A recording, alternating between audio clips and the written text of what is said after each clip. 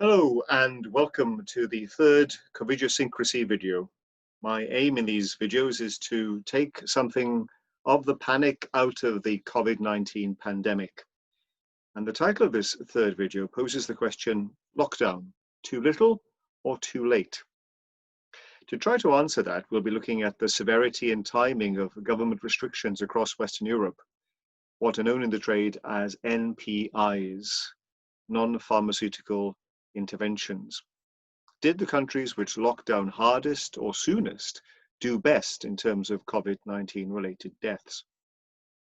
It's important to note that at the beginning that comparing COVID-19 statistics across countries isn't at all straightforward, given differences in definition, process, and rigor. Even in the UK, there are 3 different ways of estimating COVID mortality available, each of which yields very different numbers. I'll come back to this question in a later video, but for now I just want to attach a health warning to the numbers we'll be bandying around. The next issue is, how do we compare the measures applied by different countries? Fortunately, this has been done for us by the Blavatnik School of Government at Oxford University. Their stringency index is based on these measures: school closures, workplace closures, cancellation of public events, restrictions on gathering size, closures of public transport, stay-at-home requirements, restrictions on internal movement, restrictions on international travel, and public information campaigns. The output is a single composite index value between 0 and 100, where 0 represents no measures at all, and 100 represents the strictest possible governmental response. Here's an illustration of how selected European governments responded between January and July. As you can see, the degree of stringency in each country varied a lot with time, but values everywhere were at their highest around the middle of April, when Italy topped the table with a score of 93.5. The UK's measures weighed in at just under 76, while Sweden's famously moderate measures attracted a score of 46. And out of interest, I've added Belarus here, notorious for its government's laid-back attitude to the pandemic. This was the only place in Europe where you could still go and watch Premier League football back in April. But despite this, Belarus's reported population fatality rate is remarkably low, much lower than any of the other countries included on this slide. So, talking about population fatality rates, here we have a plot of deaths per million associated with COVID-19 against the maximum stringency value from the graph we saw on the last slide. I've added several other European countries here for comparison. Well, Sweden stands out a mile because of its moderate measures. But as for the others, there isn't really much significant pattern here. An automated straight line fit suggests, if anything, that more stringent measures mean more deaths, but we can discount that. What's obvious is that tougher measures aren't necessarily associated with lower mortality, not in any straightforward way anyway. But perhaps what really matters is how soon you lock down, rather than how strict your measures are. After all, if the virus is already rampant among the population, then applying the most draconian measures would be to close the door after the horse has bolted. So here we have a plot of COVID-19 population fatality rates again, this time plotted against the interval in days between the first recorded COVID-19 related death in that country and the implementation of lockdown. And I should say at this point that since lockdown isn't a well-defined condition, I've chosen a stringency index value of 70 as the threshold, since by the 1st of April, all the countries presented here had scores above that. By the way, that's why Sweden and indeed Finland aren't included in this slide, because neither of those countries ever got to a stringency index of 70. In any case, you can see that there's no obvious pattern visible. Even countries which locked down quite quickly after their first death, such as Italy and Belgium, suffered high population fatality rates.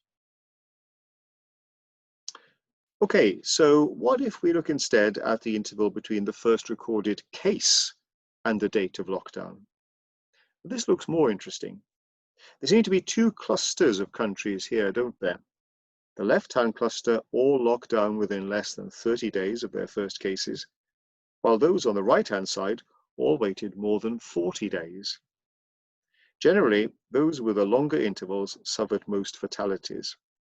Germany is a striking exception, though, as is Italy among those in the left-hand cluster which locked down relatively early.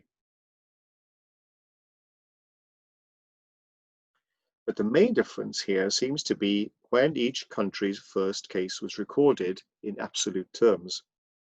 Those in the right-hand cluster and Italy all experienced early first cases between the 25th of January and the 4th of February, whereas those in the left-hand cluster, except Italy, didn't record their first cases until a full month later.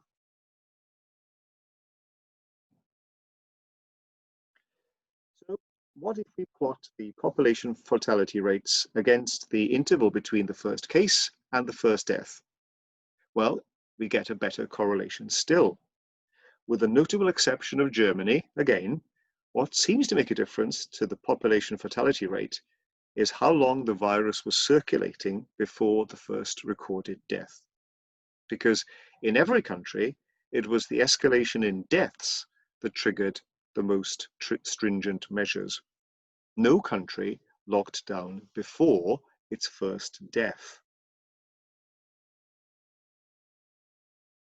And this has a bearing on the claim sometimes made that the UK left it too long to lock down. Remember that all countries which kept their population fatality rates below 400 per million locked down within 30 days of their first case. Now, the UK's first case was on the 31st of January. Its first death wasn't until the 5th of March. So locking down within 30 days of the first case would have meant locking down before the first death occurred. No European country sampled here did this. In fact, the mean interval between first death and lockdown was 11 days. And remember Italy. Although it locked down within just 2 days of its first death, it endured one of the worst population fatality rates. So what can we conclude from all this? Well, this is what two recent studies have to say. Bjornkov's study could not measure any link between stringency of government measures and mortality rates. And Chowdhury and his co-workers found that government actions such as border closures, full lockdowns, and a high rate of COVID-19 testing were not associated with statistically significant reductions in the number of critical cases or overall mortality.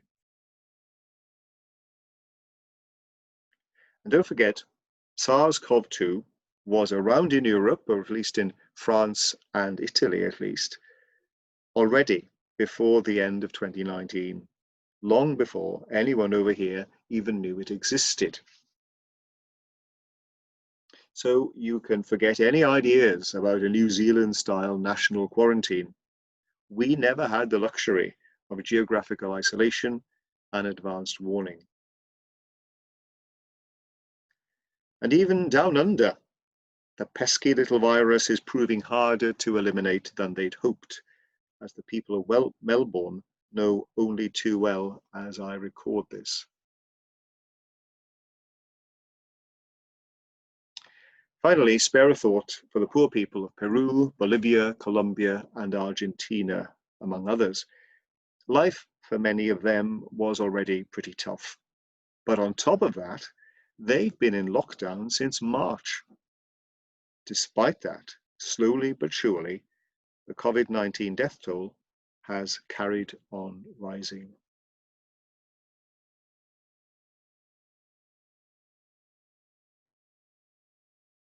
COVID-19 is with us, and it's probably here to stay.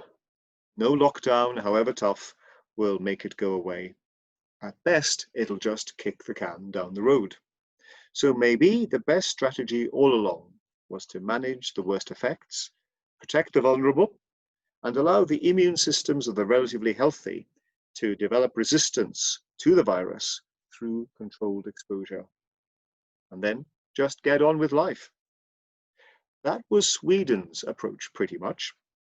And over there, it was carnage, right? Well, tune in to the next video to find out.